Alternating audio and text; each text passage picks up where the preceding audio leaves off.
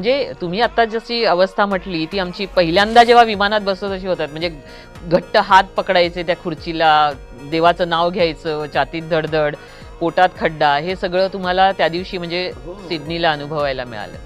तुम्ही एक माउंट कुकच्या कॉटेजमध्ये पण गेला होतात ह्याला. सुंदर. हां.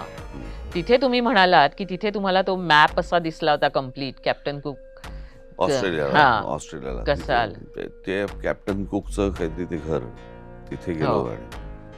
आणि तिथे ते ते दरवेळेला ते त्यांची एक पद्धत आहे ती, ते सगळं बघून आलात की त्याचा एंड सॉव्हिनियर शॉपमध्ये होतो. शॉपमध्ये. आणि मी असं त्या सॉव्हिनियर शॉपमध्ये आलो आणि असं बघितलं मागच्या बाजूला असाच एवढा मोठा नव्हता, पण याच्यापेक्षा थोडा असा वर्ल्ड मॅप होता.